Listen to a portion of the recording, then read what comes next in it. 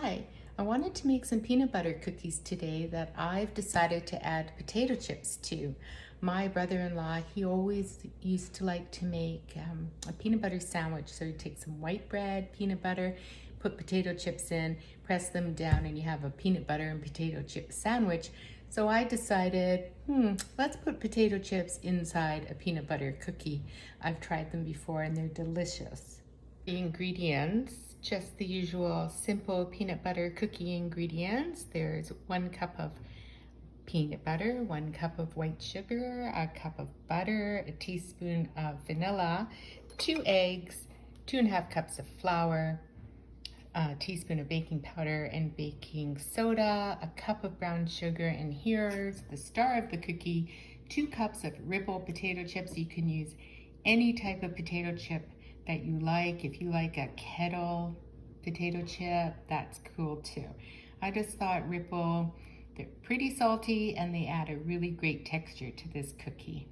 I'm gonna put the baking powder and baking soda into the flour and then give it a little stir. You can use a little whisk or a fork just to distribute those ingredients throughout the flour. The next step is to cream the sugars and the butter together, and then we're gonna add the egg. Put the butter in, and it has to be softened butter. Then I added the peanut butter, and now we're just gonna cream everything together. Sugars and peanut butter and butter seem nicely creamed, so now it's time to add the eggs. It's always best practice to break the eggs into a bowl in case you get any shells in there, and then you can take them out before having them in your batter. So I'm gonna add the eggs and the vanilla.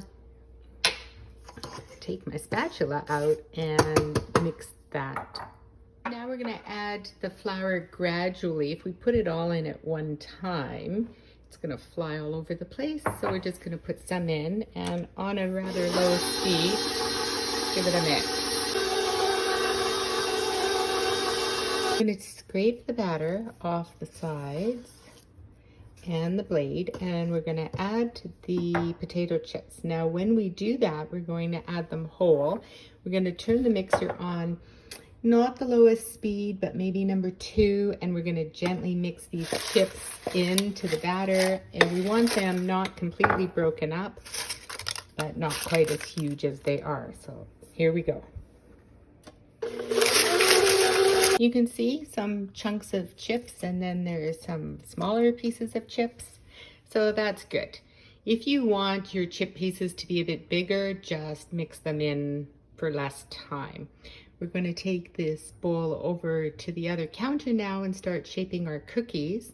I forgot to mention that your oven should be preheated to 350, and you should have some baking sheets lined with parchment paper ready to go, and we're gonna need a cookie scoop and a fork. Here's the batter. If you find a chip that's too big, just break it up by hand. So now we're gonna make the cookies. We're gonna use a tablespoon scoop and put them on a parchment lined baking sheet.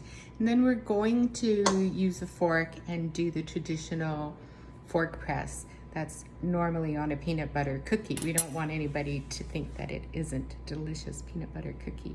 The recipe I'm using is the Kraft peanut butter cookie recipe, and I've just added potato chips, but I will post the recipe so you can see it. When you scoop up the batter, you'll see that there are chunks of chips. Try not to break them up too much. Here are the cookies. They're not as tidy as a regular peanut butter cookie would be because the potato chips, add some chunks in there.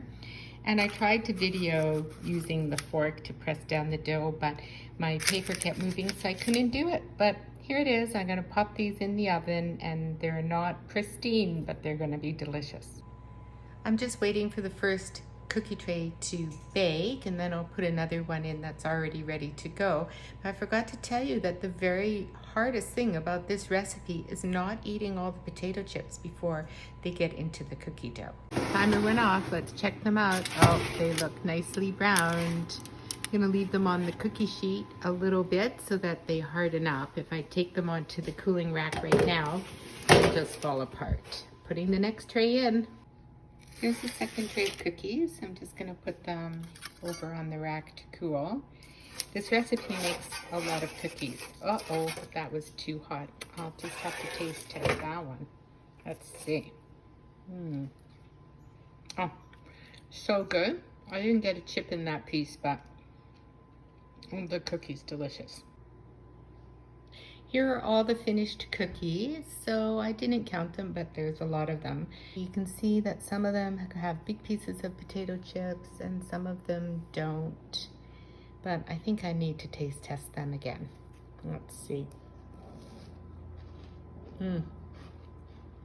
They're really good. Hope you like this recipe.